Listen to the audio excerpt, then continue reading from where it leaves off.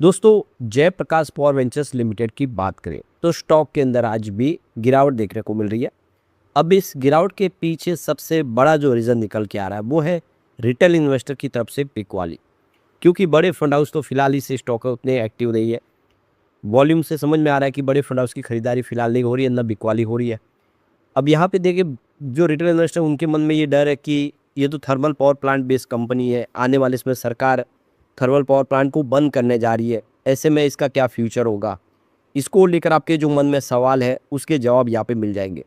यहाँ पे कुछ अपडेट है जो आपके मन की सारी की जा रही हो भ्रम की स्थिति है उसको क्लियर कर देंगे। इसके अलावा देखें तो जेपी पावर ने लगातार अच्छा डिविडेंड दिया था 2008 के पहले, और इसकी प्राइस भी 136 के आसपास थी। अब वो स्टॉक इतना नीचे क्यों आ गया और डिविडेंड क्यों नहीं दिया, और क्या आने वाले समय फिर से डिविडेंड की स्थिति बनेगी, उन सारी बातों को समझने की कोशिश करेंगे इस वीडियो के माध्यम से। लेकिन फ्रेंड्स, उससे पहले अगर आप पहली बार हमारे चैनल पे आए तो चैनल को सब्सक्राइब कर दीजिए, एक बेल आइकॉन दबा दीजिए ताकि जब भी नया वीडियो बने पहला नोटिफिकेशन आपको मिले। वीडियो पसंद आए तो लाइक से जरूर कीजिए। चलो फ्रेंड्स, वीडियो स्टार्ट करते हैं। मैं हूँ आपका दोस्त SB दवे और हमारे अपने चैनल ऑनलाइन कमाई में आपका बहुत बहुत स्वागत है। तो सबसे पहले जेपी पावर के कारोबार की बात करें तो 16.81 पर स्टॉक इस समय ट्रेड कर रहा है। यहाँ पे 0.65% की गिरावट देखने को मिल रही है। तो यहाँ पे आप देख सकते हो कि शुरुआत सुबह पॉजिटिव हुई थी 16.94 पर, 16.92 पर कल क्लोजिंग थी और 16.98 का हाई भी बना। फिर आप देख सकते हो कि जबकि कोई बड़ा ट्रिगर नहीं है, बड़े फंड हाउस का यहाँ पे एक तरह से देखें तो वे रुकी है। नतीजा ये है कि ये स्टॉक गिरते हुए 16.76 पर आ गया है। फिलहाल स्टॉक अगर आप देखेंगे तो अपने 52 वीक के लो और हाई के बीच में, लेकिन निचला लेवल ज़्यादा देखने को मिल रहा है क्योंकि 13 का लो बना हुआ है। स्टॉक फिलहाल 16.7 के आसपास यानी 4 रुपये का अप मूव देखने को मिला है। लेकिन ऊपर के लेवल से देखें तो स्टॉक यहाँ पे आपको लगभग 7 से 8 रुपये नीचे दिखाई देगा। परंतु ये देख सकते हो कि आने वाले समय यहाँ पे कुछ स्थिति बदलेगी, ऐसी संभावना बनने लगी है।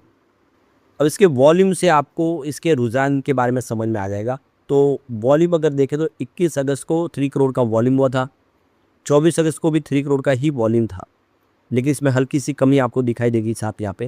उसके बाद 25 अगस्त को वॉल्यूम कम होकर 2 करोड़ पर आ गया, 26 अगस्त को भी वॉल्यूम 2 करोड़ के आसपास ही था, और 27 अगस्त को वॉल्यूम गिर के 1 करोड़ पर आ गया, और यहाँ पे आज 28 अगस्त को भी वॉल्यूम 1 करोड़ के आसपास हो गया। पर ये ग्राफ लगातार आपको कम होता हुआ दिखाई देगा। आप यहाँ पे देख सकते हो कि इसमें कमी आ रही है। जहाँ पे ये ग्राफ जो बड़ा हुआ था कुछ लेवल से देखें तो काफ़ी नीचे आ गया, और एवरेज जो है वॉल्यूम भी 2 करोड़ के आसपास है।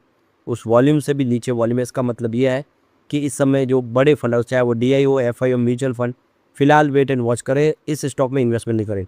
तो दबाव की स्थिति बन रही है रिटेल इन्वेस्टर की हल्की हल्की बिकिंग जो बिकवाली हो रही है उसकी वजह से। अब आपके जो मन में बार बार सवाल निकल के आ रहे हैं कि थर्मल पावर प्लांट का फ्यूचर क्या है। सरकार तो आने वाले समय रिन्यूएबल एनर्जी को ही प्रमोट करे, तो ऐसा बिल्कुल नहीं है। यहाँ पे देखो कि आंध्र प्रदेश में यहाँ पे 2 नए थर्मल पावर प्लांट लगाने को रजामंदी दी गई है। 800 मेगावाट का एक पावर प्लांट होगा। इस तरह से ये 2 अलग अलग जो पावर प्लांट है, नहीं पूरे 1600 मेगावाट की बिजली का निर्माण होगा थर्मल पावर प्लांट के माध्यम से। तो ये 25,000 करोड़ का ये प्रोजेक्ट है, इसको हरी झंडी मिली है।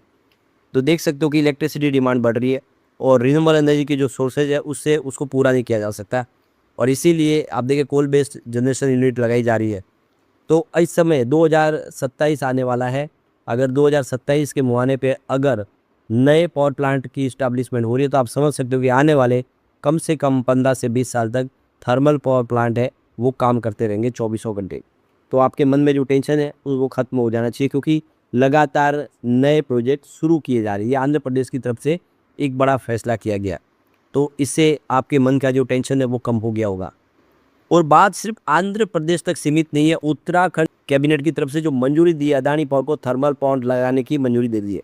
तो उत्तराखंड कैबिनेट की तरफ से अदानी ग्रुप को थर्मल पावर प्लांट के लिए जो मंजूरी मिली है, ये साबित कर रहा है कि थर्मल पावर प्लांट का कामकाज आगे भी ऐसे ही जारी रहेगा।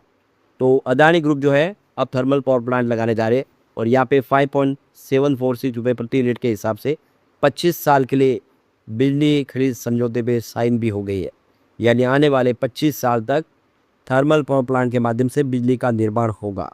यानी आप समझ सकते हो कि आने वाले समय में भी कोई भी पावर प्लांट बंद होने वाला नहीं है।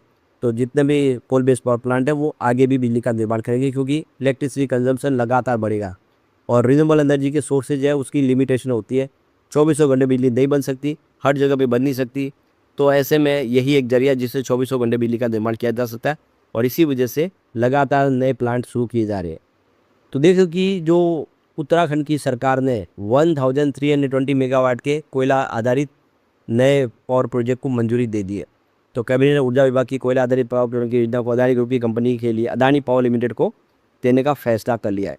तो एक तरह से देख सकते हो कि ये बड़ी अपॉर्चुनिटी है और अदानी पावर को ये प्रोजेक्ट मिलने का मतलब ये है कि ये जेपी पावर को ही मिला, क्योंकि अदानी पावर ही अब प्रमोटर है जेपी पावर के। तो देख सकते हो कि आने वाले समय भी जेपी पावर के माध्यम से जो और बिजली का निर्माण होगा वो सप्लाई की जा सकती है, क्योंकि अब तो कंपनी जो है ऑलरेडी अदानी पावर के अंडर में आ गई है। 24% की जो हिस्सेदारी है वो जेपी पावर की अदानी ग्रुप के पास है, एक तरह से वो प्रमोटर है। तो कुल मिला के देखो ये बहुत अच्छी गुड न्यूज़ है और ये मन में आपके जो हर बार सवाल उठते हैं उसका भी निवारण यहाँ पे हो गया होगा। अब यहाँ पे प्रमोटर की होल्डिंग यानी अदानी पावर की होल्डिंग 24% जो लगातार बनी हुई है, लेकिन 73% शेयर गिरवी रखे हुए। अदानी ग्रुप की तरफ से बयान निकल कर आया कि जल्दी ये पूरा प्रोसेस है जो आप देखे कंपनी को हस्तांतरण करने का, जो जेपी एसोसिएट से अदानी पावर के कंट्रोल में आएगी। तो जैसे ही सारा प्रोसेस कंप्लीट होगा उसके बाद में वो जल्दी से जल्दी शेयरों को, गिरवी शेयर है उसको छुड़ाने की कोशिश करेंगे, यानी जल्दी गिरवी शेयर छुड़ा लिए जाएंगे। देख सकते हो कि फॉरेन पोर्टफोलियो इन्वेस्टर यानी एफआईआई ने पिछले 1 साल में अपनी होल्डिंग को बढ़ा दिया। देखो कि जून 2025 में 6.3% की होल्डिंग थी जो लगातार बढ़ते हुए 6.8% तक पहुंच गई, आप देख सकते हो। तो लगातार क्वार्टर दर क्वार्टर एफआई इस स्टॉक में इन्वेस्टमेंट कर रहे हैं, जबकि एफआई का पैसा बाजार से निकल रहा है, फिर भी वो जेपी पावर में इन्वेस्टमेंट कर रहे हैं, यानी एक तरह से उनका भरोसा बना हुआ जेपी पावर पर। म्यूचुअल फंड की बात हो, उनका भी इन्वेस्टमेंट अच्छा खासा बढ़ गया है।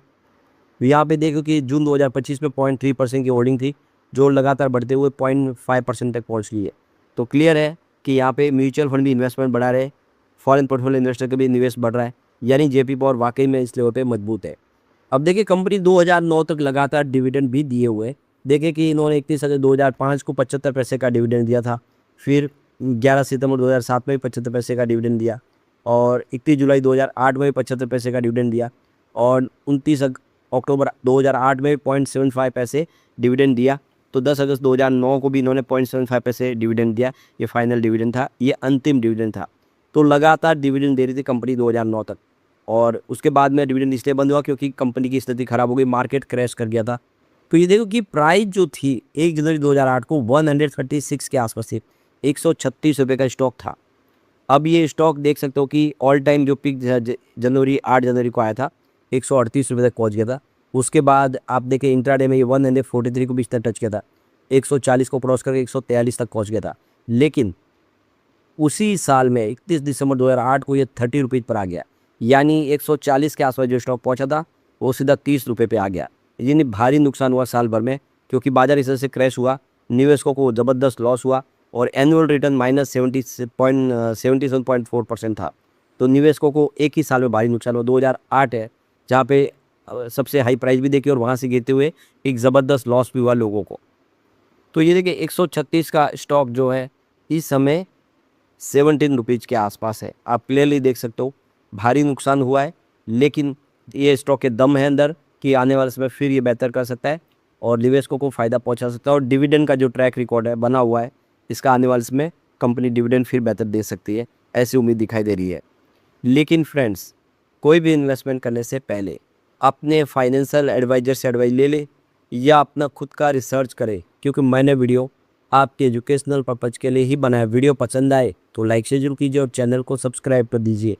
Thank you friends.